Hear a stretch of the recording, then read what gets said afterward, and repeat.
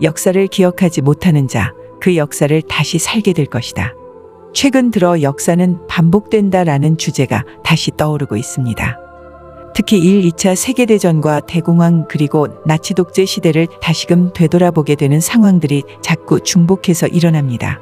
그 근대사의 핵심적인 이벤트는 무엇이 있었을까요? 세계대전이 있었고 스페인 독감이라는 전 세계 팬데믹이 있었고 여러 곳에서 세계 대공황이 일어났었습니다.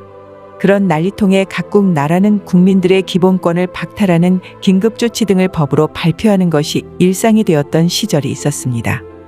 사회주의 물결 그리고 코로나 팬데믹 그리고 가격이 계속 치솟는 하이퍼 인플레이션 상황과 그리고 이제는 러시아에서 시작된 전쟁까지 그 모습이 점차 오버랩되는 것처럼 그 상황이 비슷해져 가고 있습니다. 우리는 1차, 2차 대전 전후와 대공황 역사에 대해 제법 잘 알고 있다고 생각하기 쉽습니다. 정말 그럴까요? 여러 조각들로 흩뿌려진 정보들 앞에서는 자칫 우리는 그 핵심적인 사항이나 연관성을 잊어버리기 쉽습니다. 거듭 말씀드리지만 우리의 0,0의 그 기준 좌표가 바로 잡혀 있지 않으면 아무리 고민하고 노력해도 계속 오답과 마주하게 되기 때문입니다. 이전이 끝나갈 즈음 2018년 말에는 다시 스페인 독감이라는 전 세계 팬데믹이 시작됩니다. 그리고 팬데믹이 마무리되어가는 시점에서 독일 바이마르 공화국의 하이퍼 인플레이션과 전 세계 경제 버블이 터지기 시작합니다. 나중에 나오는 국가적 통제 정책이 실제로 어떤 영향을 끼쳤는지 제대로 이해하기 위해 먼저 하이퍼 인플레이션의 한 단면을 잠깐 되짚어보고 가겠습니다. 독일의 바이마르 공화국 화폐인 마르크 지폐를 가지고 집짓기 놀이를 하는 아이의 모습입니다. 마르크 화폐 가치의 하락으로 금일 온스의 가격이 1트릴리온으로 치솟게 됩니다. 트릴리온은 우리나라 한화로 계산하면 1000조를 말합니다. 심각해지는 화폐 가치 하락으로 인해 화폐 개혁을 하게 되는데 1트릴리온 마르크를 1랜턴 마르크로 새로 발급해 주었습니다. 실감이 안 되시는 분들을 위해 1트릴리언은 100만 불의 사나이가 1000명 모이면 1트릴리언 명이 되는 것과 같은 숫자입니다. 100만 장자 한 명도 되기 힘든데 그런 사람들 1000명 모으려면 얼마나 힘이 들겠습니까? 그만큼 큰 숫자라는 말입니다. 하지만 화폐개혁에서는 그 많던 숫자에서 동그라미 표시들이 싹 하고 지워져 버립니다. 아직 그 상황을 겪어보지 못한 우리들의 상상력을 돕기 위해 하이퍼 인플레이션 중에 일어났다고 알려진 한 가지 극단적인 예를 소개해 드리겠습니다. 그 혼란이 피크에 다다랐을 때 금화 1온스짜리 25개를 가지고 베를린 시내에 있는 한 구역을 다 살 수 있었다는 말이 나돌 정도였습니다. 건물 한 층도 아니고 건물 한 채도 아니고 도심의 한 구역을 다 살 수 있었다는 정말 믿기 어려운 소식들이 들립니다. 요즘 시세로 금화 1온스는 2,000달러 정도, 그러니까 220만 원 정도 합니다. 혹자는 그게 부풀려진 이야기 아니냐는 의견도 있고 혹자는 해당 내용을 경제학자의 책에서 봤다는 사람도 있는데 아직 제 눈으로 직접 확인은 못했습니다. 하지만 독일보다는 조금 덜 심각했던 동유럽 루마니아의 하이퍼 인플레이션을 직접 겪었던 사람의 실제 간증을 통해 제가 직접 들은 바로는 그 루마니아의 하이퍼 인플레이션 당시 만약 자신에게 가느다란 실처럼 생긴 금으로 된 목걸이 하나만 있었어도 그 당시 농가의 집 한 채를 살 수 있었다고 합니다.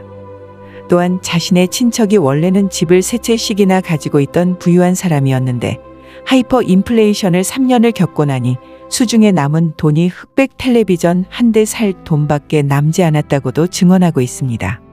미리 금이나 등의 해지 수단을 준비했었더라면 그 정도로 피해를 보진 않았을 거라고 뒤늦은 후회했다고 합니다.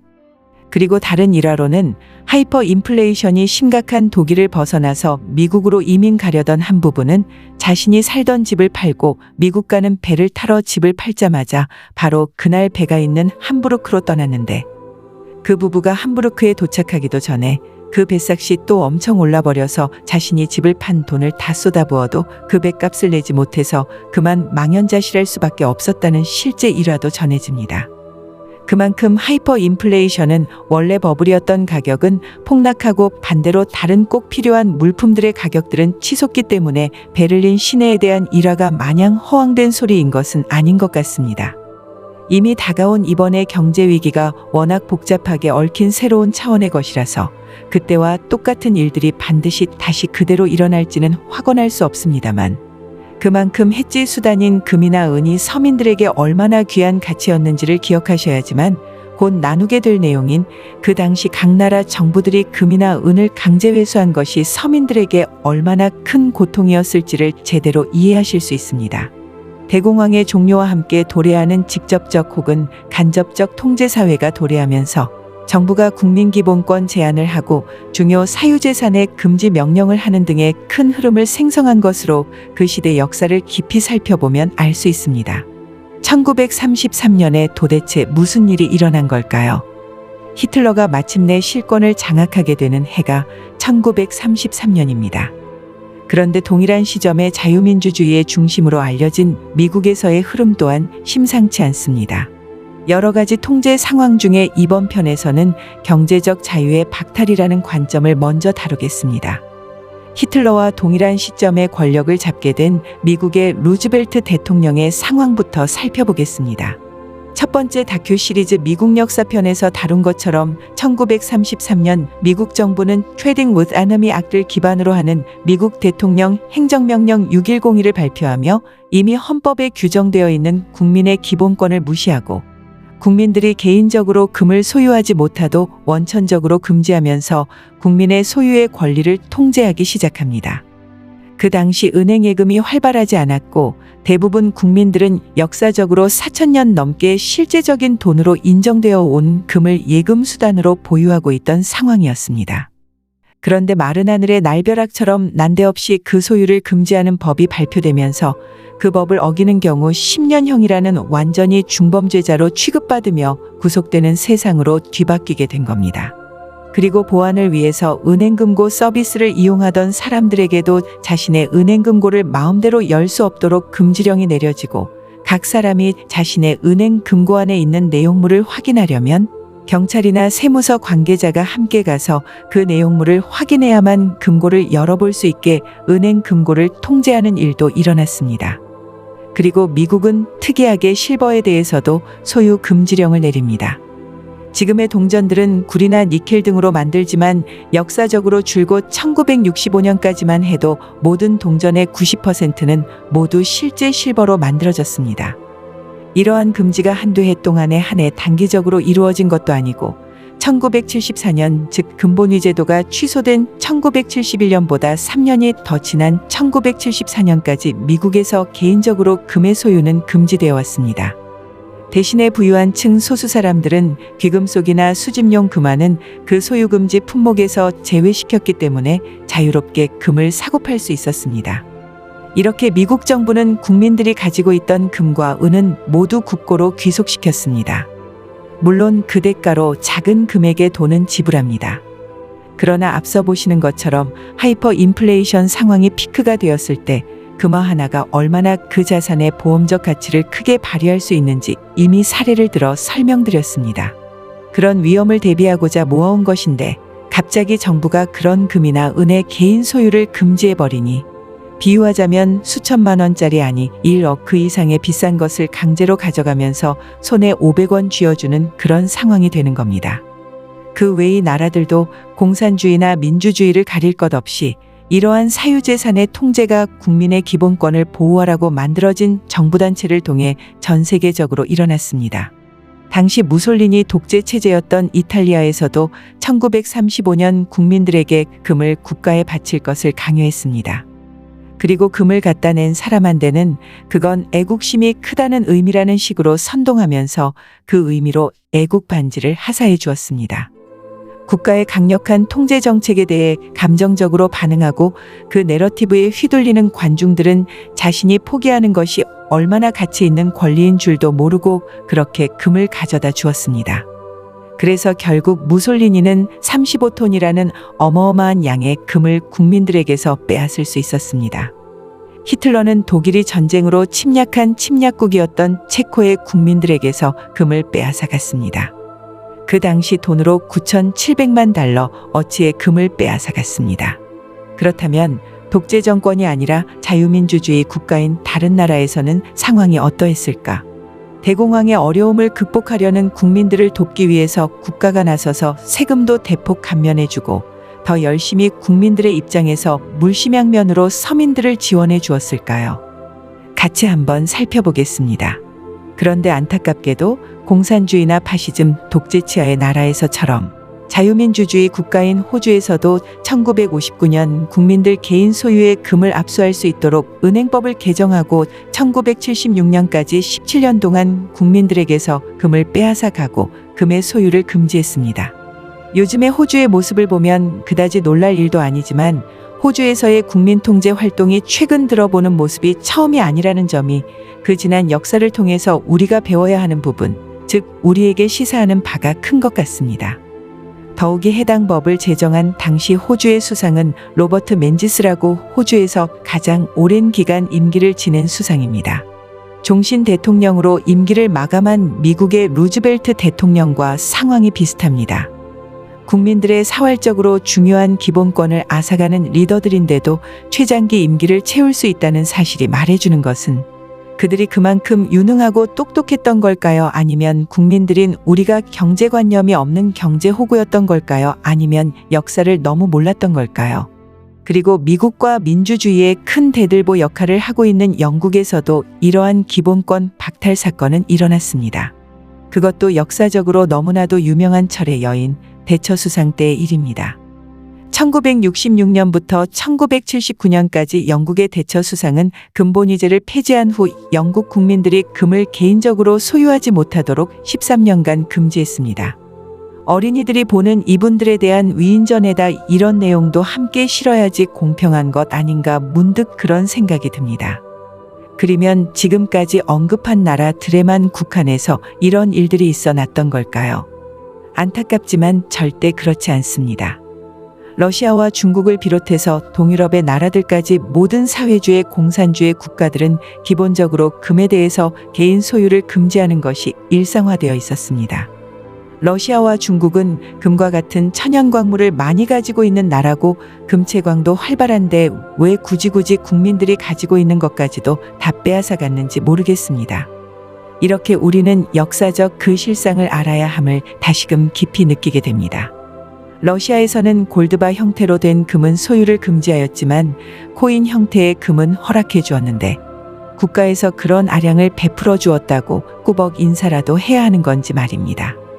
어찌됐든 분명한 사실은 크리티컬한 해지수단인 금이나 은의 소유를 금지하는 정책을 행한 그 당시 정부 정책들은 국민의 기본권을 통제하는 정책임에는 분명한 것입니다. 잠깐 곁길로 세자면 금의 강제 환수를 걱정해서 아예 금을 사기를 망설이시는 분들도 계실 텐데 물론 그러지 않는 나라에 체류하는 것이 가장 그런 면에선 안전하겠지만 만약의 경우 다시 그런 정책이 발표가 된다면 가지고 있는 금을 어떻게 해서든 금으로 만든 귀금속 형태로 변형하는 것도 한 가지 대안이 될 수 있겠다고 봅니다. 왜냐하면 지금까지 여기저기 조사한 바로는 공산주의 국가에서도 결혼 등의 기존 풍습으로 인한 대중들의 기본 문화로 인한 것인지 몰라도 귀금속 형태의 금을 강제 환수한 경우는 거의 없는 것 같습니다. 처음부터 귀금속 형태로 사면 되팔 때 공식 금화나 골드바 등보다 조금 더 손해보고 팔아야 할 수도 있겠습니다. 그리고 금은방에 가서 귀금속으로 변경하는 것도 금지할 수 있으니 미리 친분을 쌓던지 최소한 지난 첩보영화 보는 것처럼 조심스럽게 해야 할지도 모릅니다. 지난 역사처럼 정부가 작정하고 금지하고 빼앗으려는 정책을 하면 참으로 황망한 상행이 되겠지요. 아무튼 금의 국가 환수는 아주 예민한 부분이라 예의주시해야 하는 정책임에는 분명합니다. 그래서 전 세계 많은 사람들이 나의 자산에 대해 상대적으로 더 정당하게 대우해주는 나라들을 물색하면서 2차, 3차 거주지의 대안으로 준비들 하는 모습들입니다. 아니면 우리나라가 IMF 때나 지금의 터키가 리라와 폭락 사태가 난 상황에서 대부분의 국민들이 순순히 금을 중앙은행으로 가져다주는 골드 디파짓 은행 어카운트를 이용하게 되면 국가가 강제 환수 정책을 할 필요도 없을 수도 있겠는데 이게 참 우픈 현실입니다. 그런 의미에서는 100여 년 전에 사람들이 지금 현대를 사는 우리들보다 진짜 돈이나 경제관념에 대해서 더 지식이 깊었다고 보여집니다. 너무 뒤틀리고 변형된 경제 시스템에 오랜 동안 노출되다 보니 어떤 게 더 진짜 가치 있는 돈인지 많은 착한 전문가들이 거듭 알려줘도 제대로 믿지 않거나 이해하려 들지 않는 경우도 많습니다. 특히 기존 글로벌스트들에 의해 변형된 교육 시스템에 더 오래 노출된 석박사나 혹은 심지어 경제나 금융기관에서 근무하고 있는 직원들인 경우에도 눈뜬 장님인 경우도 제법 많은 것 같습니다. 의료계에 있으면서 무비판적으로 국제기구의 자료를 신뢰하는 분들과 비슷합니다. 오늘 들리는 소식은 러시아 중앙은행이 루블화를 근본위 기준으로 고정한다고 발표했습니다. 얼핏 보면 정의로운 것 같지만 러시아 정부가 루블을 금과 바꿔주는데 현재 달러 시세보다 30% 더 적은 금액을 그 기준으로 정했습니다. 달러에 대한 본격적 공격이 시작된 것이고 또한 앞서 본 것처럼 국민들의 구매력을 더 낮은 수준으로 낮춰 정한 것입니다. 1차적으로는 루블화 폭락을 막기 위한 조처인데 또한 달러나 기타 각국의 화폐 가치가 더 급속히 떨어지는 신호탄이라고들 분석합니다. 막연히 푸틴이 근본위제를 시작하니 우리 편이다. 그런 단순한 접근이 없으시긴 바랍니다. 푸틴이든 누구든 어떤 정치인이든 무조건 우리 편이라 맹신하지 마시길 바랍니다. 다음 시리즈 영상에서 나누겠지만 그 누구보다도 현재 달러 시스템의 붕괴를 원하는 이들은 바로 글로벌리스트 저들입니다. 그래야만 새로운 화폐 CBDC나 새롭게 짠 금융 시스템을 본격 가동시킬 수 있기 때문입니다. 고작 하얀 신 팔아서 그 약값 좀 벌어보겠다고 전 세계 코코아 마시기 대회라는 이 난리는 치는 것이 아닌 것처럼 푸틴이나 기타 등등의 저들이 그냥 우크라이나 지역의 땅이나 좀 더 차지하거나 서민들의 고통을 덜어주려고 현재 전쟁이라는 연막으로 온 사방을 둘러치고 온통 정신이 그쪽으로 몰려가도록 이렇게 몰아가는 게 아니라는 걸 깨달아야 합니다. 저들의 꿈은 그렇게 작지 않습니다. 또한 우리가 지켜내야 할 우리의 가치 또한 사소한 것이 절대 아닙니다. 1933년부터 본격화된 국가의 국민통제적 정책은 긴급법안, 즉 영어로 Emergency Act라는 타이틀의 국가비상사태 법을 기반으로 만들어집니다. 그 예로 미국에서 만든 Trading with Enemy Act에 나온 것처럼 국가가 어느 순간 국민을 그 정부의 에너미로 취급해버리는 참 이상한 법안인 겁니다. 그래서 국민들의 재산을 압류하거나 교통이나 통신수단을 통제하고 혹은 해외여행 제한 등을 할 수 있게 하는 국민 통제를 정당화시킬 수 있게 무사통과화된 법안인 셈입니다. 정부는 국민들을 보호하라고 만들어진 단체이고 일종의 국민과의 계약이 체결된 셈입니다. 한마디로 서로 일종의 계약 관계입니다. 그런데 대부분의 계약상 그 계약을 이행하지 않아도 되는 경우가 계약서에 거의 디폴트로 명시되어 있습니다. 그것은 천재지변 혹은 전쟁들을 그 이유로 명시하고 있습니다. 그런데 1933년대부터 시작된 국민 기본권 통제는 실제 전시 상황이 아니었음에도 실시되었습니다. 경제 시스템의 붕괴는 사실 힘없고 순진한 국민들이 일으킨 사건이 아니지만 그 피해는 고스란히 서민들이 감당해야 하는 고통스러운 상황이 벌어진 것입니다. 역사는 반복되는가? 저는 이 질문을 조금 더 직설적으로 이렇게 바꾸어서 여쭤보고 싶습니다. 그 역사가 이미 반복되고 있다는 사실을 제대로 감지하고 있는가? 라고 말입니다. 이제 지금 이 순간 다시 살아난 불씨처럼 수많은 나라들에서 일어났던 일들이 일어나고 있는 그 실제 사례들에 대해 나누어 보겠습니다. 2022년 3월 말 기준의 현황입니다. 아시는 것처럼 러시아와 우크라이나 전쟁이 일어나고 코코아 사태가 일어나는 등 전쟁과 팬데믹 그리고 하이퍼 인플레이션과 통제사회, 오늘날에도 이미 익숙한 단어가 되어버렸습니다. 이제 각 나라별로 조금 더 구체적으로 살펴보겠습니다. 최근에 캐나다에서 공표된 긴급행정명령처럼 최근 우리가 사는 이 시기에서 일어나는 기본권 제한은 어떻습니까? 캐나다에서 이미 자유를 외치던 데모 참가자들과 지지자들의 계좌 동결을 선언했고, 아직 그 동결이 풀리지 않고 또 감옥에 수감된 후 아직 풀려나지 못한 사람들도 있다고 합니다. 그리고 미국에서 바이든은 며칠 전 CBDC를 진행하기 위한 포석의 일환으로 디지털 달러와 디지털 자산에 대한 규제 관련 행정명령을 발표했습니다. CBDC가 어떻게 우리의 자유와 기본권을 앗아가는지 혹시 아직 안 보신 분들이 계시면 채널 플레이리스트에서 경제 시리즈 CBDC 편을 꼭 시청 바랍니다. 벌써 여러 나라에서 금의 소유를 금지하는 일이 이미 발생하고 있습니다. 인도에서는 이미 2015년부터 개인이 금에 대한 수입을 못하도록 금지되어 있어서 사실상 금의 강제 환수가 시작된 것이라고 보고 있습니다. 그리고 볼리비아에서는 금에 대한 판매와 수출을 금지하고 금에 대한 소유를 금지하는 법안을 준비하고 있다고 공식적으로 발표했습니다. 또한 몇 년 전부터 리라 환율이 급락하고 있는 터키에서는 올해부터 사실상 터키 버전의 금 모으기에 들어갔습니다. 급락한 리라화와 소비자 물가지수는 2022년 3월 현재 54%로 계속 치솟고 있어서 금을 사기 위해 집을 팔고 차를 파는 사람들이 늘어나고 있다는 소식도 들리고 있습니다. 그런데 올해부터는 정부 차원에서 직접적으로 국민들이 가지고 있는 금을 은행으로 가져오면 그 금은 중앙은행으로 들어가고 급락 중인 화폐인 리라화 통장으로 만들어주는 일을 시작했습니다. 그렇게 금은 중앙은행에만 쌓여가는 겁니다. 한마디로 5천만 원짜리 자동차를 가져가면 손에다 500원을 쥐어주는 셈인 겁니다. 기존의 피앗머니인 화폐 가치는 계속 떨어지고 하이퍼 인플레이션이 더 심화되면 리라화에 대비해서 실질 자산인 금의 가치가 기하급수적으로 올라갈 텐데, 그러한 금융 지식이 없는 사람들을 경제적 호구로 삼는 것과 다름이 없습니다. 이런 터키의 리라화 폭락이 남의 일이 아닌 것이, 현재 대한민국은 작년 2021년 12월 30일부로 미국과의 달러 스와프 계약이 종료되었습니다. 계약 갱신에 실패한 것입니다. 더 설상가상인 것이, 그 이전에 현재 급락 중인 터키의 리라 화폐와 서로 환율 스와프 체결이 되어 있는 상태입니다. 리라가 폭락할수록 원화에도 직접적인 영향을 받을 수밖에 없습니다. 폭락한 리라로 인해 터키에서는 30평 아파트가 5천만 원대로 떨어지는 등 갈수록 삶이 힘들어지고 있습니다. 우리나라의 제2차 외환위기설이나 금융위기에 대한 루머들이 자꾸 나오는 이유도 이런저런 배경에서 비롯됩니다. 뱅크런과 뱅크 계좌 폐쇄, 경제 시스템의 붕괴가 일어나면 제일 먼저 떠오릅니다. 앞선 영상 외야 내 돈이 어음이라고 제목의 영상에서도 다루었지만, 뱅크런이 일어나서 모든 사람들이 동시에 예금을 되찾으러 간다고 합시다. 유명한 경제학자가 한번 계산을 해봤습니다.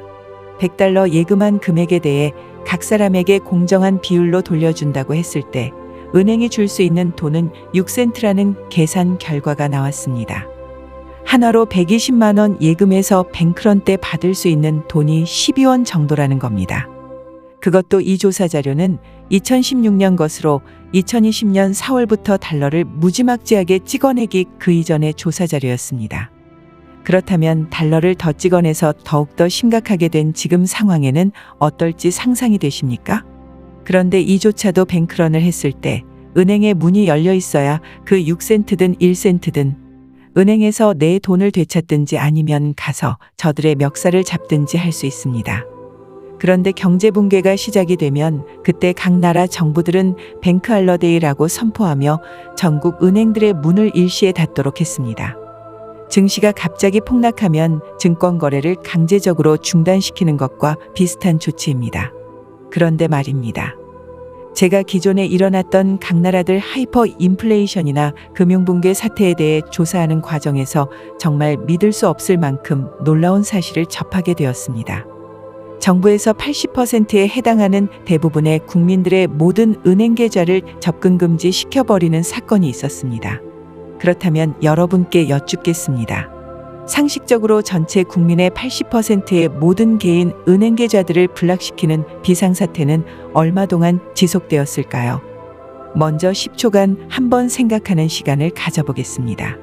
답을 알려드리기 전에 먼저 힌트 드립니다. 숫자 18과 관련됩니다. 18시간 아니면 18일 동안이었을까요? 이때는 금융붕괴 하이퍼 인플레이션 상황이라 단돈 1,000원도 아쉬운 상황이었을 텐데 말입니다.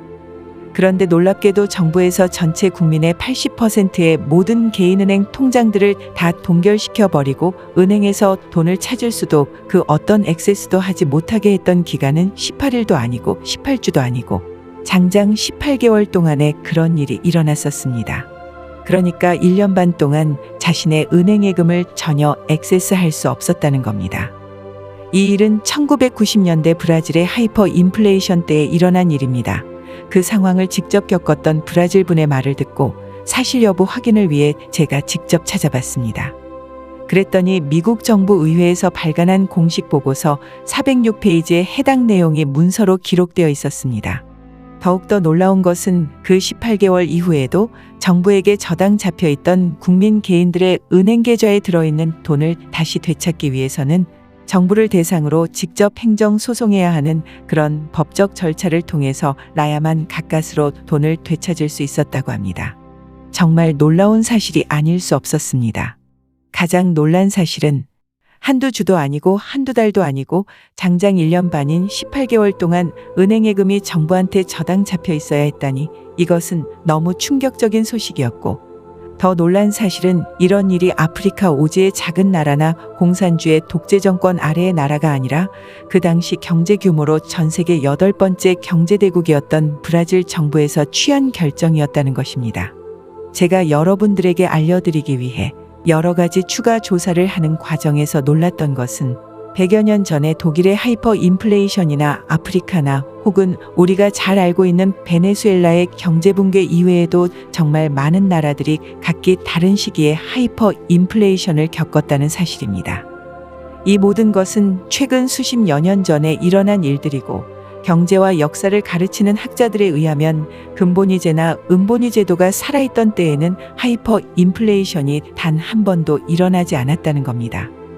그만큼 1912년 개인기업인 연준이라는 세 번째 중앙은행이 생기고 또 근본위제처럼 변하지 않는 가치를 지닌 돈이 아니라 마구 찍어낼 수 있는 피한 머니 상태의 지금의 경제 시스템이 얼마나 비틀어지고 멍든 상태인지 다시 실감이 났습니다. 그리고 왜 이런 어마무시한 내용을 우리는 모르고 살았을까요?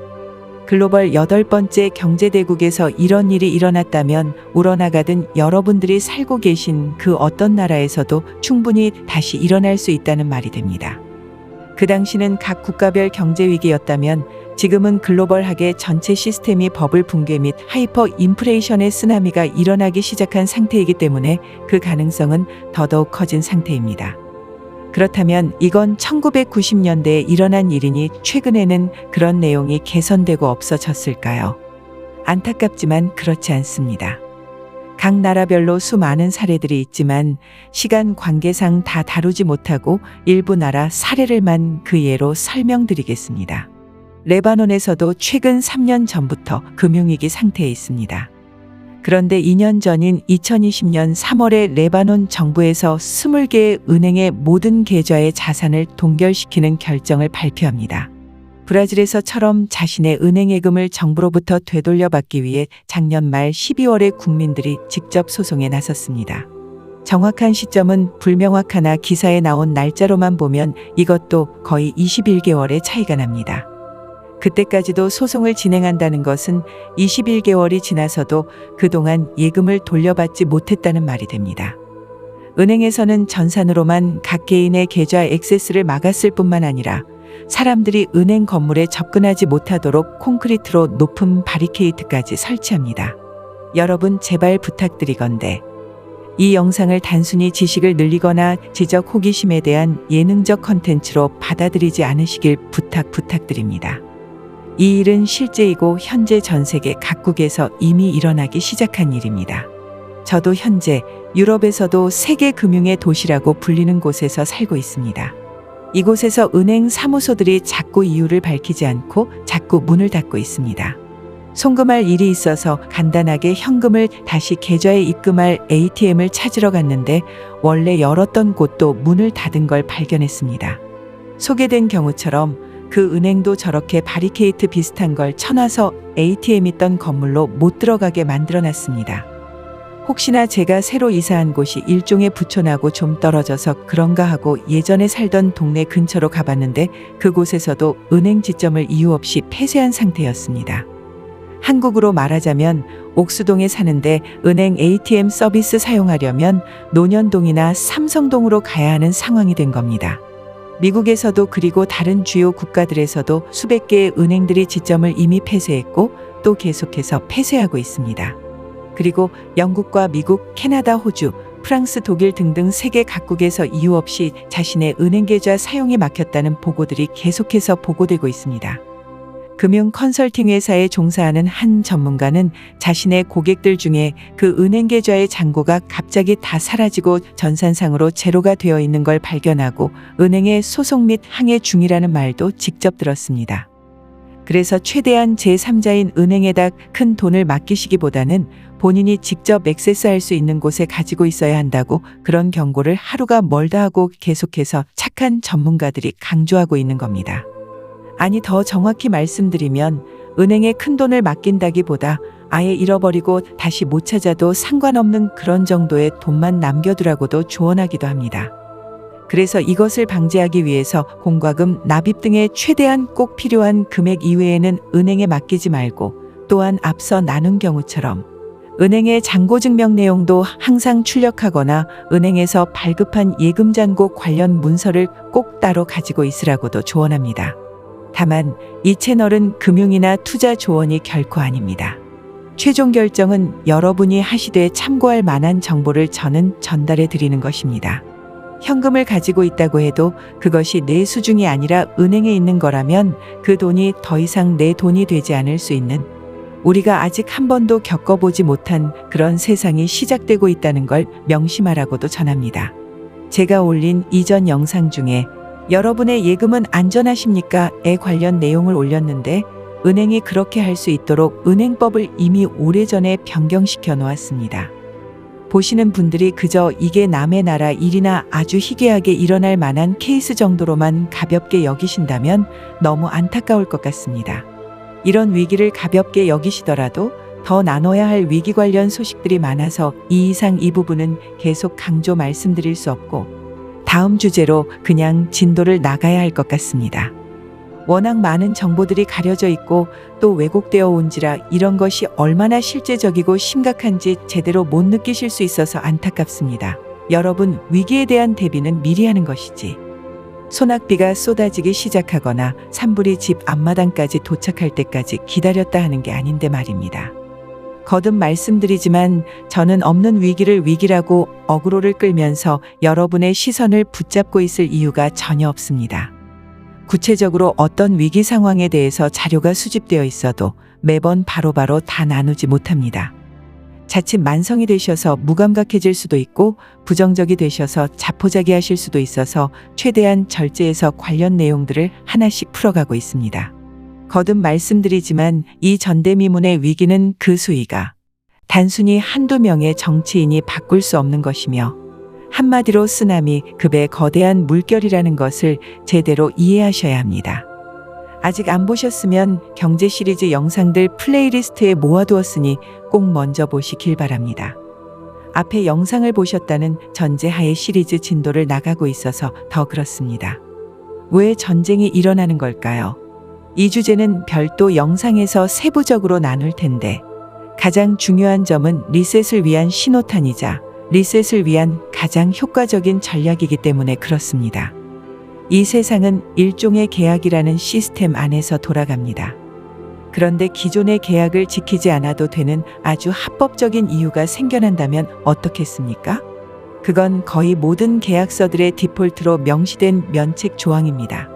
천재지변이나 전쟁 그리고 전염병 그리고 폭동 등 이런 것들이 자신들이 원하는 때에 일어난 준다면 계약을 합법적으로 파기하고 싶었던 사람들은 이것을 적극적으로 이용하지 않겠습니까? 세부 내용은 다음 편에 더 나누겠습니다만 한마디로 우리가 겪고 있는 전쟁과 그 소문 그리고 여러 불확실성과 혼란스러운 상황들은 모두 리셋을 위한 중요한 기회가 됩니다. 금융위기가 언제 터질 거냐고 더 이상 물어보시면 안 됩니다. 베네수엘라도 그 경제가 폭락하기 직전까지 3년에서 4년간 전 세계에서 증시 지표가 최고로 높았습니다. 심지어 독일 바이마르 공화국에서도 곧 고뚜박칠 독일 마르크화는 그 붕괴가 피크에 이르기 직전까지 심지어 달러보다 더 가치가 높았습니다. 그리고 하이퍼 인플레이션의 물가 상승도 야금야금 오르다가 갑자기 휘몰아치듯 가속도를 내면서 급격히 치솟는 패턴이었다고 이미 앞선 영상에서 설명드렸습니다.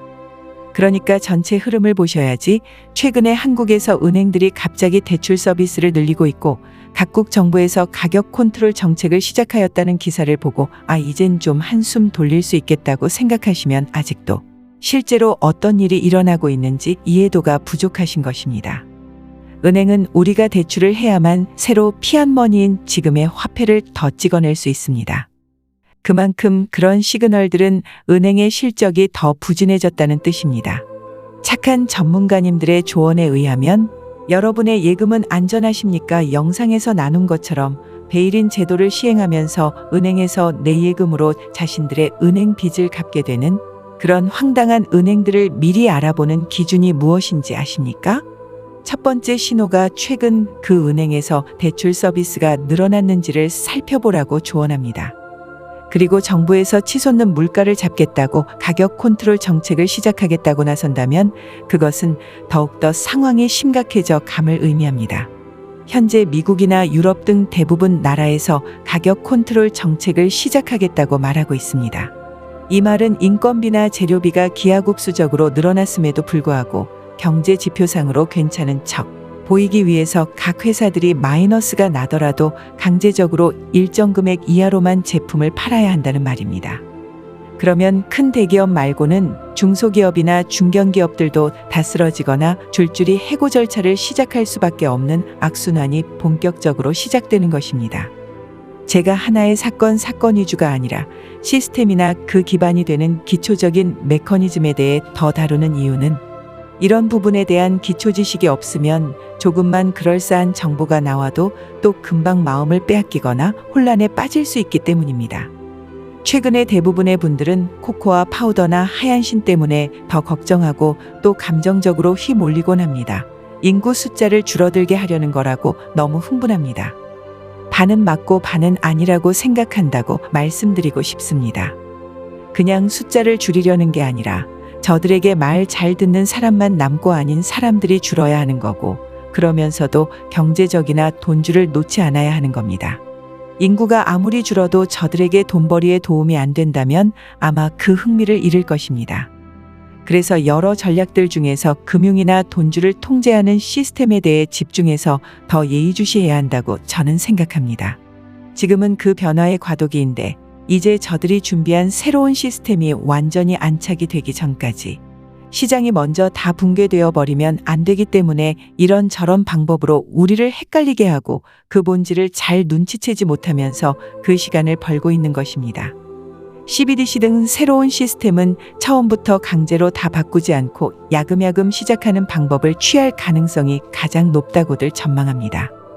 대신에 하나씩 경제적인 도움이 필요한 사람들에게 공짜 혹은 금융적인 베네핏을 주면서 유혹할 것입니다.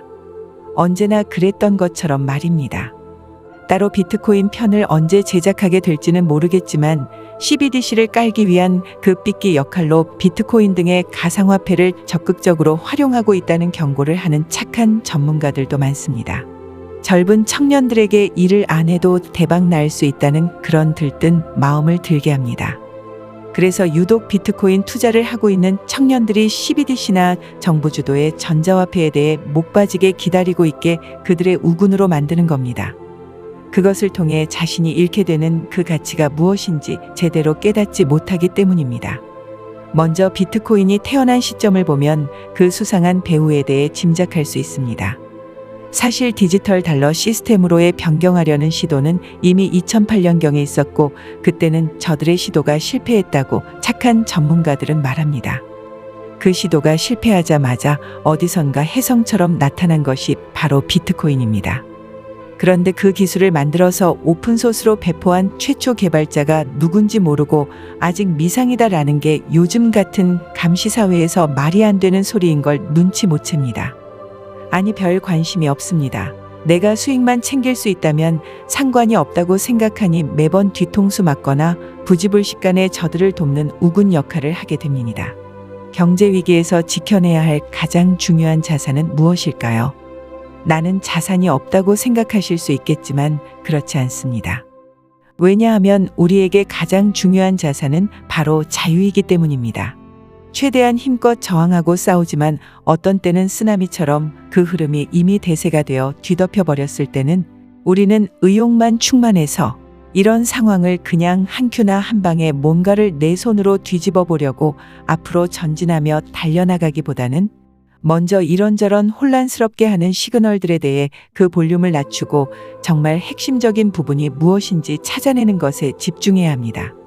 왜냐하면 그 숨겨진 일들이 한 겹이 아니라 양파처럼 겹겹이 쌓여 있어 늘 우리는 그 핵심을 놓치기 쉽기 때문입니다. 자유는 모든 사람에게 평등하게 주어진 가장 소중한 자산입니다. 창조주 하나님께서도 피조물인 우리를 인격적으로 대하시며 우리에게 자유의지를 허락하셨습니다.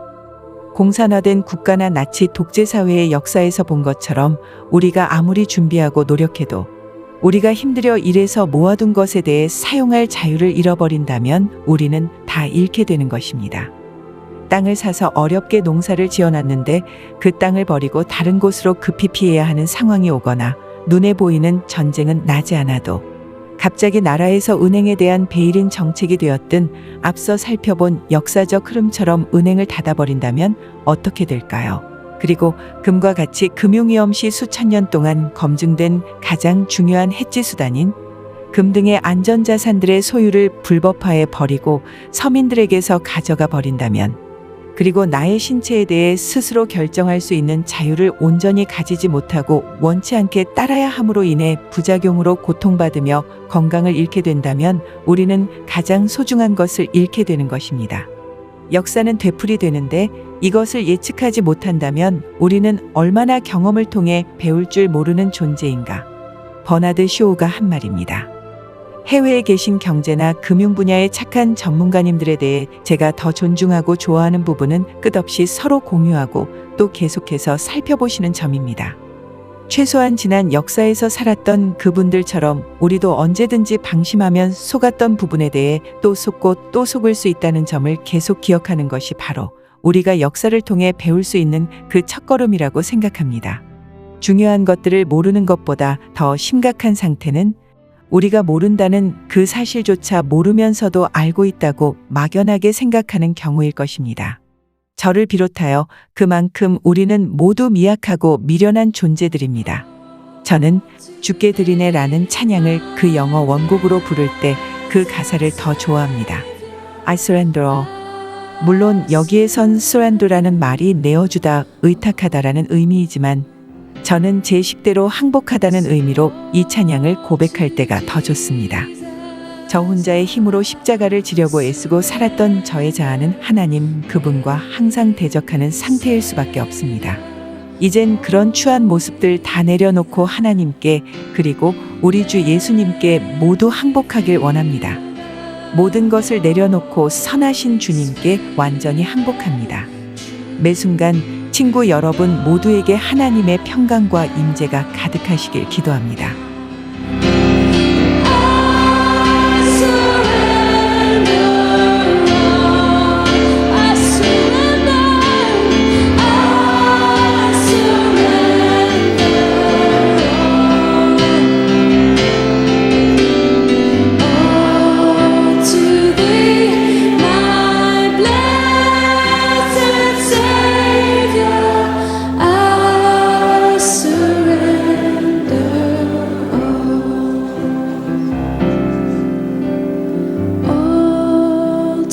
Jesus, I surrender, Lord, I give myself to Thee.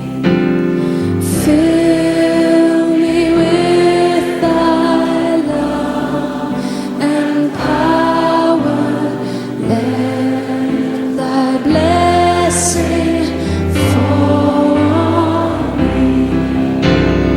I surrender.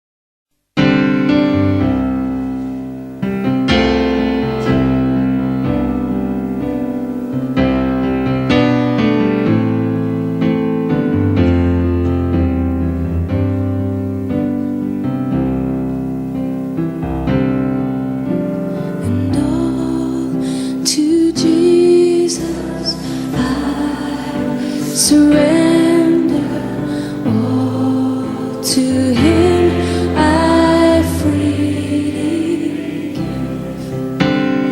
I will ever love and trust Him in His presence daily. And I surrender all. I surrender all to Thee, my blessed Savior. I surrender yes, all to Jesus I surrender. Make me Savior, wholly Thine. Let me feel the Holy Spirit. Truly know that Thou art mine. I surrender all. I surrender. I surrender all to Thee, my blessed Savior. I surrender all to Jesus. I surrender.